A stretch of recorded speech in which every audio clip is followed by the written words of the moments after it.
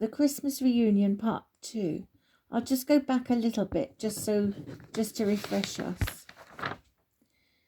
Stretchy, I know what we can do. If you could lay down sideways against the biggest ball, I will roll the other one over you onto the big ball. They tried it and it worked, except every time the momentum of the second ball took it straight over the other side. I give up. It's not going to work.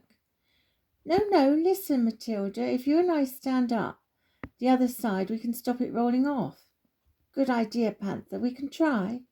They tried it. It worked like a dream. Now the head was going to be tricky, as already a little over 4 foot tall. It took faith and great communication, but they did it. Matilda placed another piece of coal for the nose. Arms. No arms. I bet Bonnie and Ashley could help. No sooner had these words left Stretchy's mouth, you could hear the loudest braying as Bonnie and Ashley joined their family. They explained they were building a snowman. Bonnie and Ashley were so impressed. Well done, guys. That's amazing.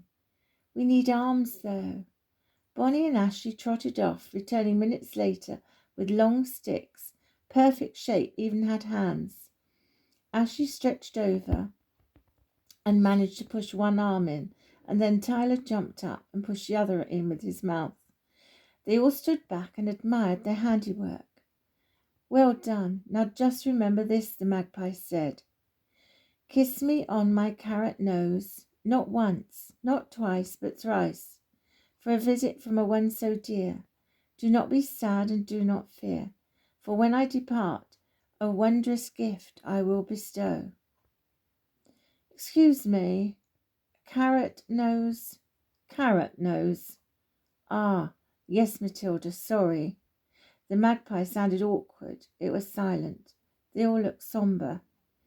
When Ashley trotted off to the barn, returning with the largest, freshest carrot. Bonnie, this is your Christmas present from me. It's up to you. Bonnie felt all eyes on her. Yes, of course, that's fine. Tyler jumped up and replaced the carrot for the nose. Now we have to think of someone we've lost? Yes, replied the magpie, and a day full they will spend with you. Wow, that is a wondrous gift. No, you misunderstood. The wondrous gift they will bestow. They all looked at each other in amazement. What could it be like? A year's supply of catnip, perhaps? No, Panther, I don't think it is a material gift. I agree with you, Stretchy. They high-fived each other. Yes, brother. They felt the disdain for Matilda. She raised her eyes. She really was not good at hiding her feelings from her face. You're right. It's not something you want, but something you need. Not something you've asked for, but something you've wished. Huh? I'm confused. Me too, Bonnie, Ashley replied. Me too. Tyler suddenly jumped up to the snowman. He gently kissed the carrot nose 3 times. It was silent.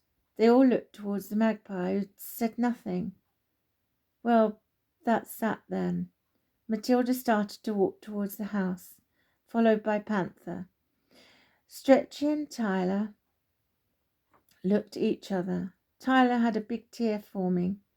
Stretchy, I believed it.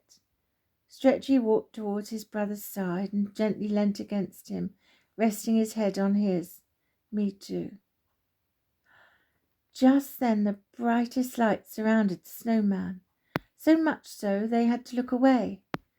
The snowman glistened. Around the neck of the snowman appeared a collar of red and white with little bells. Basil, is that you? Tyler jumped up, staring into the snowman's face. Stretchy, tears in his eyes. Brother, is that you? They heard that familiar voice. My brothers, I'm so pleased to see you. I didn't say goodbye. We didn't get to say goodbye. Bonnie and Ashley ran in circles, braying loudly. If donkeys could dance, then that's what it looked like. Matilda and Panther looked back, wondering what all the noise was about. Panther, look! Look at the snowman's neck! They flew back, paws barely touching the snow. Matilda threw herself onto the snowman. Basil, Basil! Panther just stood open-mouthed. We've missed you so much. I've missed you all. Tyler, I saw you come back for me. It wasn't your fault. You saw me? Yes. It was just my time. Where's Dad? Bonnie beckoned towards the house. Uh-oh. They all looked towards the house. A tall figure approached. It was their dad. He walked up, beaming smile. Here you are. What mischief are you up to now? We're not, Dad, promise. Not, My, who made this impressive fella? We all did, Dad. We have to tell you something. It's Basil, you see. This magpie. Stretchy blurted out the whole story. Chuck went up to the snowman. He gently touched it. He saw the collar, the very collar that Basil had worn as a pup.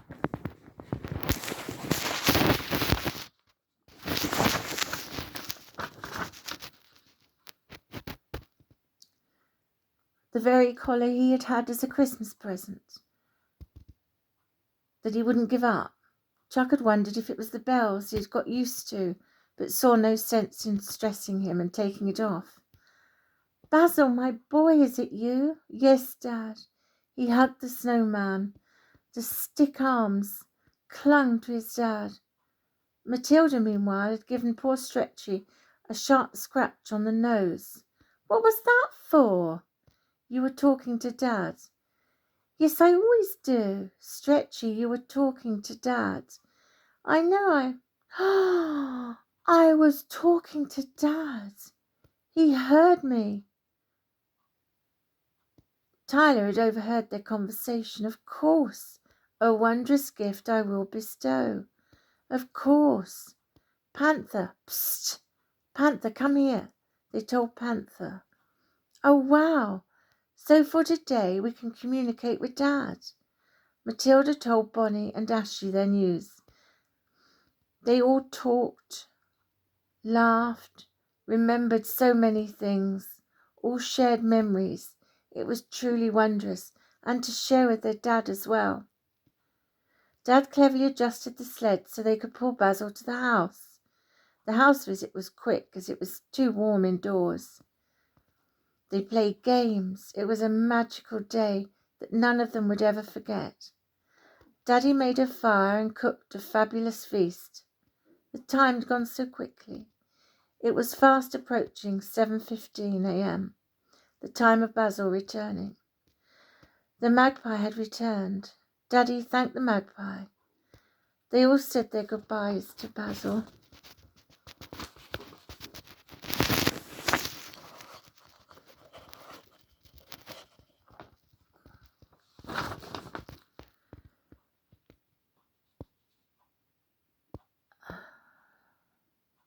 They'd all said their goodbyes to Basil.